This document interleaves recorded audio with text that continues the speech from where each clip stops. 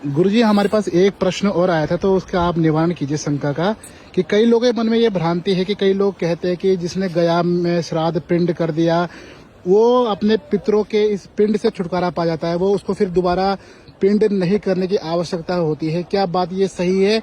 और अगर सही है तो क्या उसके बाद भी, गया के बाद भी हमको पिंड तर्पण करना चाहिए? देखो, बड़ा सुंदर शब्द है पिंड।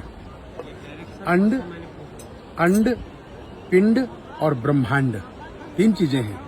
तो ये हम ब्रह्मांड से, वी आर, हम सब लोग जो है ना, part of the universe, English में कहते हैं we are part of the universe. हम इस यूनिवर्स माने इस ब्रह्मांड की एक छोटी सी इकाई हैं।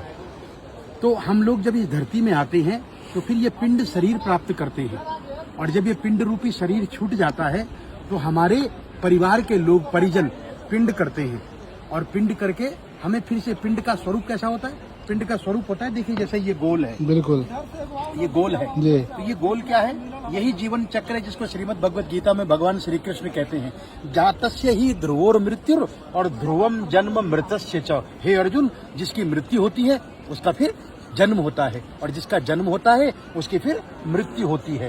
तो ये संसार का चक्र इस प्रकार का है, और ऐसा ही पिंड बनाया जाता है। कहीं लंब पिंड भी हैं, कहीं गोल पिंड, अनेक प्रकार की वो हैं, परंतु ये सारा का सारा एक जीवन चक्र है, जो इस शरीर को प्राप्त करने के बाद, इस शरीर के छूटने के बाद फिर दूसरा शरीर प्राप्त करता है। जी जी। तो इसलिए सनातन ने बड़ी सुंदर बात कही कि पिंडदान कर दीजिए।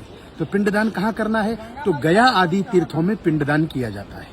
एक तो ब्रह्म कपाली में किया जाता है, बद्रीनाथ जी में, वहां जाकर के, क्योंकि बद्रीनाथ में भगवान का वक्षस्थल है, जी जी। भगवान का मुख है, वहां जाकर के कपाल में पिंडदान किया जाता है पितरों के निमित्त।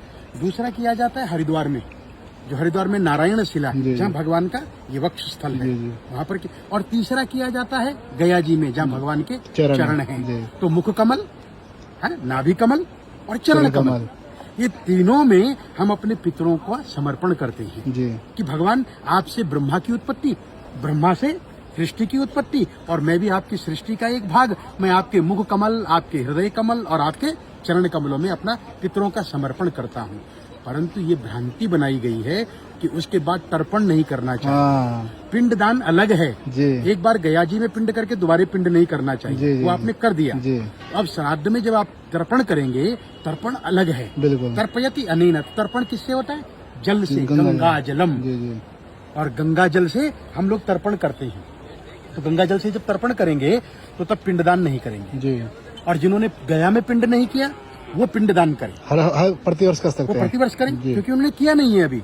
तो जब वो एक बार लॉक कर देंगे, जब एक बार गया जी में समर्पण कर देंगे, और गया का अर्थ ही है गया, तो आपने जब गया कर दिया तो कहाँ गया? श्री चरणों में। कहाँ गया? बोले वहीं गया जहाँ से आया था।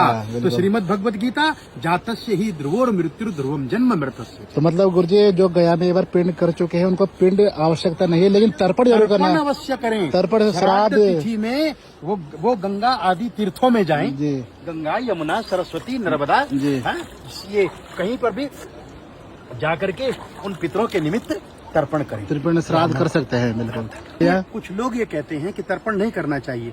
मैं उनका आह्वान करता हूँ, वो कभी ना करें। बिल्कुल। परंतु मैं आपका आह्वान करता हूँ, आप अवश्य करें। जो नहीं करना चाहते, हमें उनकी बात नहीं सुननी, ठीक है, आप मत करो, क्योंकि ना आपका दादा था ना आपका पिता था, आप तो स्वयंभू हैं। आपके गुरु भी स्वयंभू है, ना उनके पिता ना दादा, स्वयंभू चले जाएंगे, वो स्वयंभू चले जाएंगे। तो हमारा ये तो तर्पण इसलिए है कि हम अपने पितरों को प्रेत नहीं बनना देना चाहते। बिल्कुल, हम उनको देवता बनाएंगे, हम उनको देवता बनाते हैं। कौन सा देवता? पितृ देवता। और जब पितृ देवता, जब देवताओं को कहते हैं तो देवता सब कुछ देते हैं। क्या बात है। लेकिन अगर पितरों ने मना कर दिया तो देवता भी कुछ देने के योग्य नहीं रहे। तो उन स्वयंभुओं को, जो पितरों का तर्पण श्राद्ध नहीं करना चाहते और आपको भी कहते हैं कि हम तो डूबेंगे सनम, आपको ले डूबेंगे, तो आपको भी लेकर के डूबेंगे, कहीं डूब भी रहे, और डूब भी रहे हैं, आप तरिए। तो दोस्तों, अगर तरना है और डूबना है तो ऐसे गंगा की जलधारा में डूबी है, और ऐसे प्रवचनों में और ऐसे सनातन के धर्म में डूबी है। अगर वीडियो पसंद आई गई तो ज्यादा नहीं कहेंगे, समझ, बाकी आप गए होंगे, समझदार आप हैं व्यक्ति, सभी लोग जरूर समझिए और श्राद्ध पितृ का तर्पण जरूर कीजिए। जय सिया राम, हर हर गंगे मैया। और सनातन से जुड़ने के लिए पेज को जरूर फॉलो कर लीजिएगा। जय हो।